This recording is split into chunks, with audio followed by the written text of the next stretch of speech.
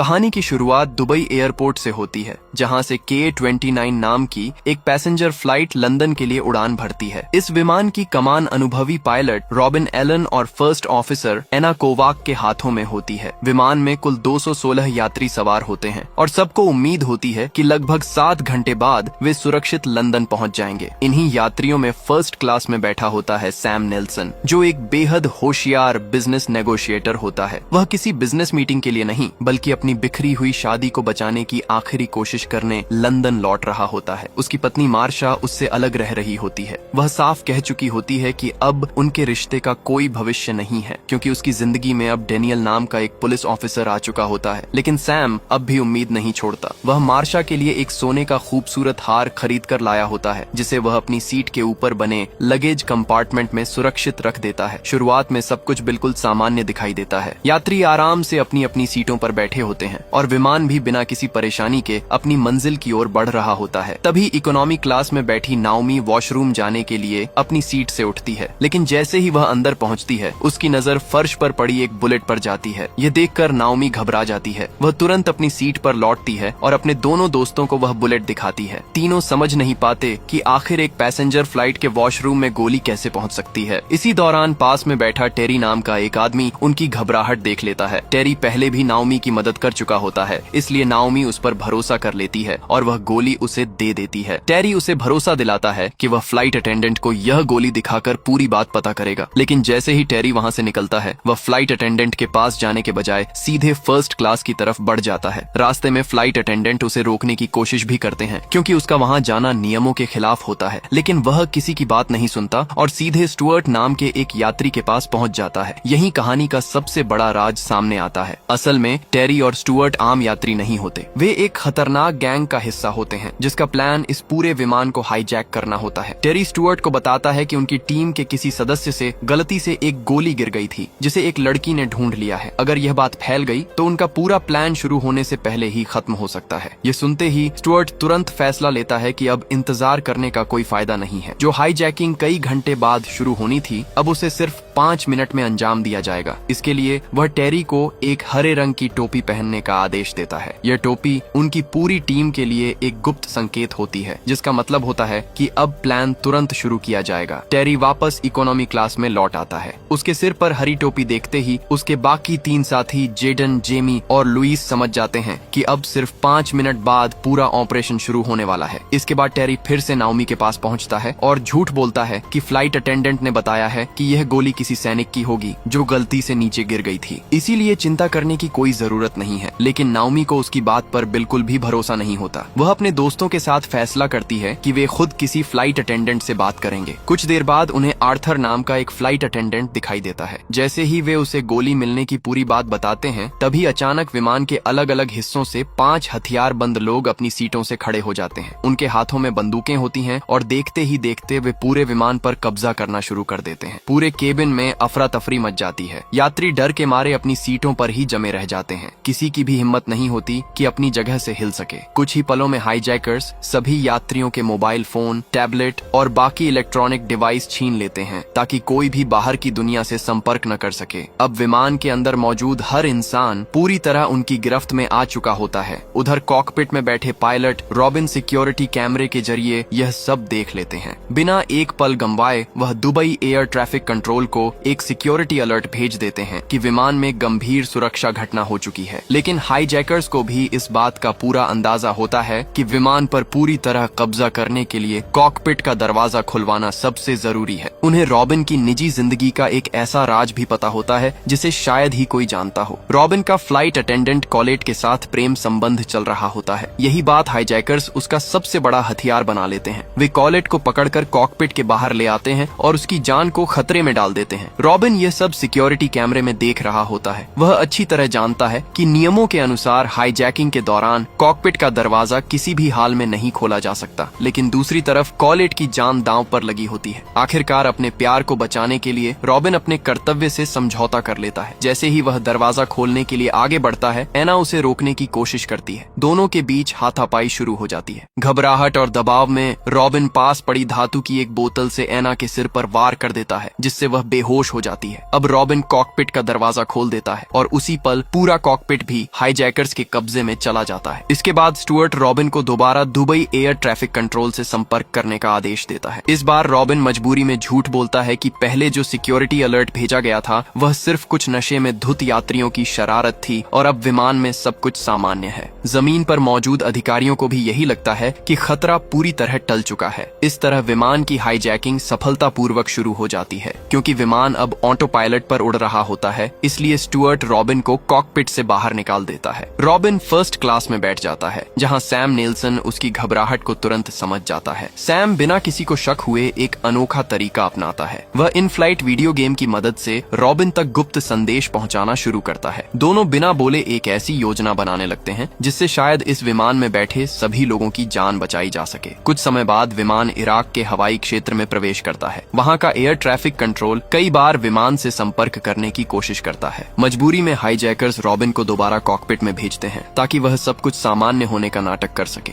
लेकिन इस बार रॉबिन चुपचाप एक छोटा सा कदम उठाता है। वह विमान के नेविगेशन सिस्टम का डायल बहुत हल्का सा घुमा देता है। देखने में यह बदलाव मामूली लगता है, लेकिन यही वह गुप्त संकेत होता है जो उसने और सैम ने पहले से मिलकर तय किया था। कुछ देर बाद ब्रिटेन की air traffic control officer Alice Sinclair विमान से जुड़ी कई छोटी छोटी असामान्य घटनाओं को जोड़ना शुरू करती है। उसे महसूस होने लगता है कि कहीं न कहीं कुछ बहुत बड़ा गलत हो रहा है। वह दुबई से आई उस रिपोर्ट को ध्यान से देखती है जिसमें बताया गया था कि पायलट रॉबिन ने पहले विमान में सुरक्षा संबंधी खतरे की सूचना दी थी, लेकिन कुछ ही देर बाद उसी सूचना को झूठा अलार्म बताकर वापस ले लिया। इसके बाद बगदाद एयर ट्रैफिक कंट्रोल की रिपोर्ट भी सामने आती है जिसमें लिखा होता है कि उनसे विमान का संपर्क बार बार टूट रहा था। एक अनुभवी पायलट से ऐसी गलतियां होना लगभग नामुमकिन था। इसी बीच एलिस की नजर विमान के फ्लाइट रूट पर पड़ती है। उसे पता चलता है कि विमान अपने तय रास्ते से बहुत हल्का सा हट गया है। ये बदलाव इतना छोटा होता है कि आम इंसान शायद इसे नोटिस भी न करे, लेकिन एलिस तुरंत समझ जाती है कि रॉबिन जानबूझकर ऐसा कर रहा है। वह बिना कुछ बोले जमीन पर मौजूद लोगों को यह संकेत देने की कोशिश कर रहा होता है कि विमान हाईजैक हो चुका है। उधर विमान के अंदर सैम नेल्सन लगातार कोई रास्ता निकालने की कोशिश कर रहा होता है। तभी फर्स्ट क्लास में बैठा एक और यात्री जिसका नाम यूसुफ होता है और जो पहले सेना में रह चुका होता है, सैम के पास आता है। वह बताता है कि उसे शक है कि हाईजैकर्स के पास मौजूद ज्यादातर बंदूकों में असली गोलियां नहीं बल्कि ब्लैंक बुलेट्स हैं। ऐसी गोलियां तेज आवाज तो करती हैं, लेकिन सामान्य परिस्थितियों में सामने वाले को मारने के लिए नहीं बनाई जाती। हालांकि वह यह भी कहता है कि बिना गोली देखे वह पूरी तरह यकीन से कुछ नहीं कह सकता। तभी फ्लाइट अटेंडेंट आर्थर मौका देखकर चुपके से फर्स्ट क्लास में पहुंचता है और सैम को बताता है कि नाओमी ने वॉशरूम में जो गोली देखी थी वही इस राज को खोल सकती है। सैम तुरंत एक योजना बनाता है। वह यूसुफ से एक कागज पर 2 तस्वीरें बनवाता है। पहली तस्वीर असली गोली की होती है जिस पर ए लिखा जाता है, जबकि दूसरी तस्वीर ब्लैंक बुलेट की होती है जिस पर बी लिखा जाता है। कुछ देर बाद जब हाईजैकर्स यात्रियों को पानी की बोतलें बांटने की अनुमति देते हैं और सर्विस ट्रॉली पूरे विमान में घूमने लगती है, तभी सैम बेहद सावधानी से वह कागज हेड फ्लाइट अटेंडेंट डेविया को थमा देता है। डेविया बिना किसी को शक होने दिए वह कागज आर्थर तक पहुंचा देती है और आर्थर उसे नाओमी को दिखाकर पूछता है कि वॉशरूम में मिली गोली इन दोनों में से किस तरह की थी। नाओमी ध्यान से तस्वीरें देखती है और अपना जवाब दे देती है। आर्थर वापस सैम के पास लौटने लगता है, लेकिन तभी स्टुअर्ट उसकी हरकतों पर शक कर लेता है। वह उसे रोककर पूछताछ करने लगता है। अपनी चालाकी दिखाते हुए आर्थर बहाना बनाता है कि वह सीट 23B पर बैठी एक रोती हुई लड़की को शांत कराने गया था। वह जानबूझकर बी शब्द पर थोड़ा ज्यादा जोर देता है। बस यही एक इशारा सैम के लिए काफी होता है। वह समझ जाता है कि नाओमी ने दूसरी तस्वीर चुनी थी, यानी ज्यादातर हाईजैकर्स के पास मौजूद बंदूकों में सचमुच ब्लैंक बुलेट्स हैं। इसी दौरान एक यात्री नासिर अपनी सीट से उठता है। उसे अपने अंकल की दवा ऊपर रखे लगेज कंपार्टमेंट से निकालनी होती है, लेकिन जैसे ही वह खड़ा होता है, हाईजैकर जेडन गुस्से में आकर उसे जोर से मार देता है। यह देखकर नासिर और उसका चचेरा भाई अपना आपा खो बैठते हैं और दोनों हाईजैकर्स से भिड़ जाते हैं। धक्का मुक्की के बीच लुइस के पेट में कैंची घुस जाती है और वह बुरी तरह घायल हो जाता है। पूरे विमान में अफरा तफरी मच जाती है। उसी समय केट नाम की एक महिला घबरा जाती है क्योंकि उसकी छोटी बेटी लिजी अपनी सीट से गायब हो चुकी होती है। केट और शीना नाम की दूसरी महिला उसे ढूंढने के लिए सीटों के बीच भागने लगती हैं। हाईजैकर्स का ध्यान दूसरी तरफ जाते ही सैम इस मौके का फायदा उठाता है। वह चुपके से गलियारे से होते हुए कैटरिंग वाले हिस्से तक पहुंच जाता है जहां टेरी अकेला होता है। सैम बिना समय गंवाए एक भारी धातु की दराज लुइस पूरी ताकत से टेरी पर दे मारता है। अचानक हुए हमले से टेरी लड़खड़ा जाता है, लेकिन अगले ही पल वह पलटकर सैम को जोरदार लात मारता है और पास रखा कांच का कॉफी पॉट तोड़कर उसके नुकीले टुकड़े से हमला करने की कोशिश करता है। तभी एक दूसरा यात्री जोंटी वहां पहुंच जाता है। वह सैम की मदद के लिए टेरी पर लगातार मुक्के बरसाने लगता है। इस मौके का फायदा उठाकर सैम पास रखा फायर एक्सटिंग्विशर उठाता है और उसका पूरा स्प्रे टेरी के चेहरे पर छोड़ देता है। तभी टेरी तुरंत अपनी बंदूक निकालकर दोनों पर तान देता है। जोंटी डरकर पीछे हट जाता है, लेकिन सैम वहीं खड़ा रहता है। उसे पूरा भरोसा होता है कि टेरी गोली नहीं चला सकता, क्योंकि उसकी बंदूक में ब्लैंक बुलेट्स हैं। इसी भरोसे के साथ वह टेरी को उकसाने लगता है कि अगर हिम्मत है तो गोली चलाकर दिखाए। अगले ही पल पूरे विमान में गोली चलने की तेज आवाज गूंज उठती है। कुछ सेकंड तक पूरा विमान सन्न रह जाता है। फिर सबकी नजर स्टुअर्ट पर जाती है। दरअसल गोली टेरी ने नहीं बल्कि स्टुअर्ट ने चलाई होती है, और इस बार वह किसी को डराने के लिए नहीं बल्कि सचमुच एक यात्री की जान लेने के लिए चलाई गई होती है। उसी पल सभी को पता चल जाता है कि स्टुअर्ट की बंदूक में असली गोलियां हैं। पूरे विमान में चीख पुकार मच जाती है। सभी यात्री डर के मारे अपनी अपनी सीटों पर लौट जाते हैं। उधर केट घबराई हुई अपनी बेटी लिजी को ढूंढती हुई सीटों के बीच रेंगने लगती है। कुछ देर बाद उसे लिजी सुरक्षित मिल जाती है और वह राहत की सांस लेती है, लेकिन तभी उसकी नजर शीना की खाली सीट पर पड़ती है। उसी पल उसे समझ आ जाता है कि जिस यात्री की अभी अभी मौत हुई है वह कोई और नहीं बल्कि शीना थी। अब सैम भी समझ चुका होता है कि स्टुअर्ट के पास असली गोलियां हैं, इसलिए वह मजबूर होकर खुद को उनके हवाले कर देता है। हाईजैकर्स उसे बांधकर दीवार के साथ खड़ा कर देते हैं। इसी दौरान घायल लुइस इलाज के लिए डेविया के पास आता है। उसका घाव इतना गहरा होता है कि डेविया अकेले उसका इलाज नहीं कर सकती। मजबूरी में वह सैम के हाथ खोल देती है ताकि वह घाव पर दबाव बनाकर खून बहना रोक सके और वह खुद पट्टी बांध सके। दोनों पूरी कोशिश करते हैं, लेकिन लुइस का खून लगातार बहता रहता है। अपनी हालत बिगड़ती देखकर लुइस सैम से अपनी जेब से मोबाइल निकालने के लिए कहता है। वह आखिरी बार अपनी माँ से बात करना चाहता होता है। जब सैम उसकी माँ से हुई वह भावुक बातचीत सुनता है, तब उसे एहसास होता है कि लुइस कोई खूंखार अपराधी नहीं बल्कि एक सामान्य लड़का है जो किसी गलत फैसले की वजह से इस खतरनाक खेल का हिस्सा बन गया है। कुछ देर बाद लुइस के मुंह से खून निकलने लगता है और उसकी सांसें तेजी से टूटने लगती हैं। सैम तुरंत मदद के लिए चिल्लाता है। तभी विमान में मौजूद डॉक्टर डेविड, जो केट का पति भी होता है,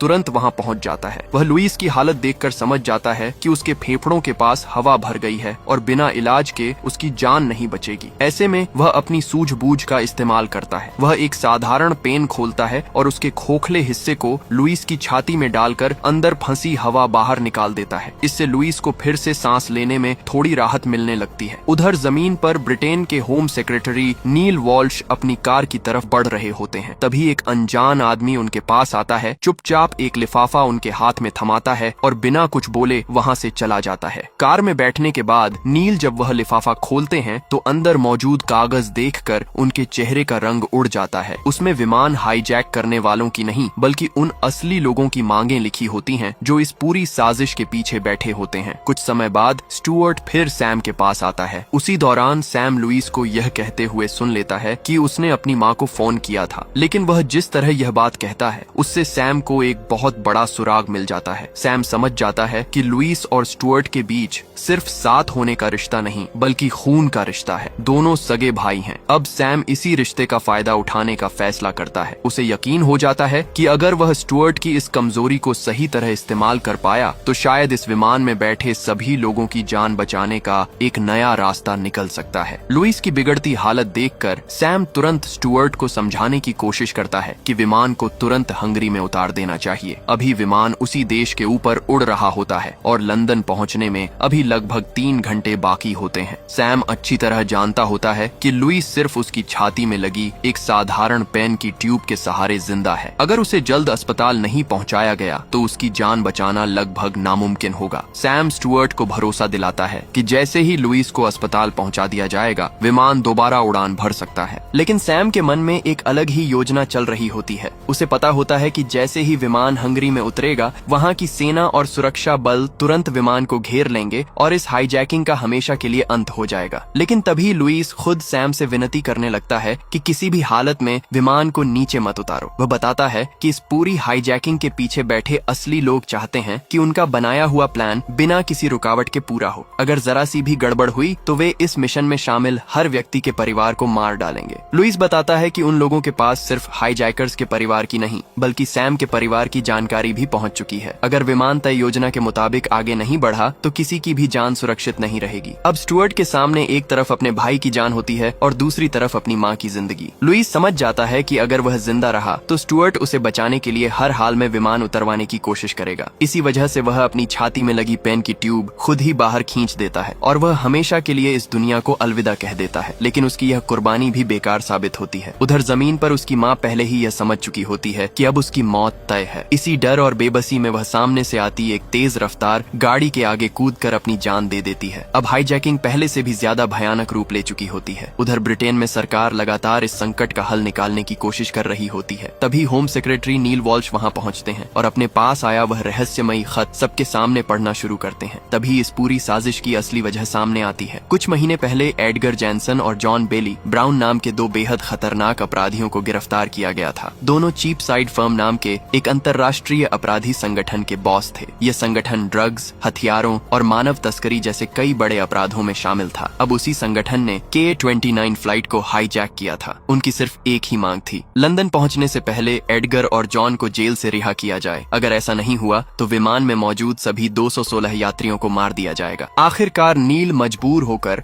दोनों अपराधियों को रिहा करने का फैसला लेते हैं। उन्हें मोबाइल फोन दिए जाते हैं, एक कार दी जाती है और बिना किसी रोक टोक के वहां से निकलने दिया जाता है। लेकिन अपराधियों को पुलिस पर बिल्कुल भरोसा नहीं होता। अपनी भागने की योजना सुरक्षित रखने के लिए एडगर तुरंत स्टुअर्ट को संदेश भेजता है कि वह किसी एक बंधक को मारकर उसकी तस्वीर भेजे ताकि सरकार समझ जाए कि वे किसी भी हद तक जा सकते हैं। स्टुअर्ट सबसे पहले डेविया को मारने की कोशिश करता है, लेकिन तभी सैम उसे रोकता है और याद दिलाता है कि शीना पहले ही मर चुकी है। उसकी तस्वीर भेजकर भी वही संदेश दिया जा सकता है। स्टुअर्ट को यह बात सही लगती है। वह शीना की तस्वीर खींचकर एडगर को भेज देता है। कुछ ही सेकंड बाद एडगर वही तस्वीर सरकार तक पहुंचा देता है और साफ कर देता है कि अगर उनकी भागने की योजना में किसी ने भी दखल दिया तो अगली बार किसी और यात्री की लाश भेजी जाएगी। इधर एडगर और जॉन अपनी कार से भाग रहे होते हैं, लेकिन रास्ते में उन्हें एक ट्रैफिक चेक पोस्ट दिखाई देती है। असल में वह सामान्य पुलिस जांच होती है, लेकिन एडगर को लगता है कि सरकार ने जानबूझकर उन्हें रोकने के लिए यह जाल बिछाया है। घबराहट में एडगर स्टुअर्ट को दूसरा संदेश भेज देता है। इस बार आदेश साफ होता है, एक और बंधक को तुरंत मार दो। संदेश पढ़ते ही स्टुअर्ट का गुस्सा फूट पड़ता है। वह एक महिला यात्री को पकड़कर जमीन पर घसीटता है और उसके सिर पर बंदूक तान देता है, लेकिन सैम बिना एक पल गंवाए स्टुअर्ट पर झपट पड़ता है। दोनों के बीच बंदूक छीनने की जबरदस्त लड़ाई शुरू हो जाती है। सैम की हिम्मत देखकर जोंटी भी पीछे नहीं हटता। वह पीछे से टेरी के सिर पर प्लास्टिक का बैग चढ़ाकर उसका दम घोंटने की कोशिश करता है, लेकिन तभी एक ऐसा मोड़ आता है जिसकी किसी ने कल्पना भी नहीं की होती। पूरे सफर के दौरान चुपचाप बैठी रहने वाली अमांडा नाम की एक महिला अपनी सीट से उठती है। वह आराम से वॉशरूम में जाती है और अपने बैग में छिपाई हुई एक असली बंदूक निकालती है। इसके बाद वह बिना किसी घबराहट के सीधे विमान के अगले हिस्से की तरफ बढ़ती है। जैसे ही वह कॉकपिट के पास पहुंचती है, वह पायलट रॉबिन पर गोली चला देती है। गोली सीधे उसके चेहरे पर लगती है और रॉबिन वहीं ढेर हो जाता है। अगले ही पल अमांडा कॉकपिट के अंदर घुसती है और दरवाजा अंदर से बंद कर लेती है। अब पूरे विमान का नियंत्रण एक ऐसी महिला के हाथ में आ चुका होता है जो स्टुअर्ट की टीम का हिस्सा भी नहीं होती। यह देखकर सैम और स्टुअर्ट दोनों हैरान रह जाते हैं। स्टुअर्ट खुद स्वीकार करता है कि वह अमांडा को नहीं जानता और उसका इस हाईजैकिंग से कोई संबंध नहीं है। उधर बाकी यात्री मिलकर लगभग सभी हाईजैकर्स को काबू में कर चुके होते हैं। सैम स्टुअर्ट को समझाता है कि अब लड़ने का कोई फायदा नहीं है। आखिरकार स्टुअर्ट अपनी बंदूक सैम के हवाले कर देता है। अब विमान में असली गोलियों वाली एकमात्र बंदूक सैम के हाथ में होती है। सैम सभी यात्रियों को भरोसा दिलाता है कि हाईजैकिंग लगभग खत्म हो चुकी है, लेकिन असली खतरा अभी भी कॉकपिट के अंदर मौजूद अमांडा होती है। लंदन पहुंचने में अब सिर्फ 1 घंटा बचा होता है। इसी दौरान इलेक नाम का एक यात्री सैम के सामने एक चौंकाने वाला सच कबूल करता है। वह बताता है कि हाईजैकर्स के हथियार उसी ने अपने बैग में छिपाकर विमान के अंदर पहुंचाए थे। वह ऐसा अपनी मर्जी से नहीं बल्कि इसलिए करने पर मजबूर हुआ था क्योंकि अपराधी संगठन ने उसके परिवार को बंधक बना रखा था। जब सैम उससे पूछता है कि आखिर उन्होंने उसी को क्यों चुना, तब इलेक बताता है कि वह पेशे से शेयर बाजार में काम करता है। यहीं इस पूरी साजिश का दूसरा चेहरा सामने आता है। असल मकसद सिर्फ अपराधियों को जेल से छुड़ाना नहीं था। जैसे ही मीडिया में विमान हाईजैक होने की खबर फैली, एयरलाइन कंपनी के शेयर तेजी से गिरने लगे। एडगर और जॉन पहले से ही उसी गिरावट पर दांव लगा चुके थे, यानी जितना ज्यादा कंपनी के शेयर नीचे जाते उतना ही ज्यादा पैसा उनकी जेब में आता। इस चाल से वे अब तक करोड़ों रुपए कमा चुके होते हैं। इतनी बड़ी कमाई के बाद जॉन चाहता है कि अब दोनों तुरंत हेलीकॉप्टर तक पहुंचकर देश छोड़ दें, लेकिन लालच में अंधा हो चुका एडगर और ज्यादा ज्यादा पैसा कमाने के लिए रुकना चाहता है। यही लालच उसकी सबसे बड़ी गलती बन जाता है। जॉन चुपचाप अपने आदमियों को इशारा करता है कि अब योजना का अगला चरण समय से पहले शुरू कर दिया जाए। कुछ ही सेकंड बाद उनका एक आदमी पीछे से आता है और एडगर के सिर में गोली मार देता है। एडगर की वहीं मौत हो जाती है। अब रास्ते का सबसे बड़ा रोड़ा हट चुका होता है। जॉन तुरंत अपने सारे शेयर सौदे पूरे करता है, करोड़ों की कमाई अपने नाम करता है और वहाँ से भाग निकलता है। उधर विमान में यात्रियों को उनके मोबाइल और बाकी सामान वापस मिलने लगते हैं। सैम इस मौके का फायदा उठाकर अमांडा का मोबाइल देखता है। उसे पता चलता है कि अमांडा की 16 साल की एक बेटी है जिसका नाम एलोडी है।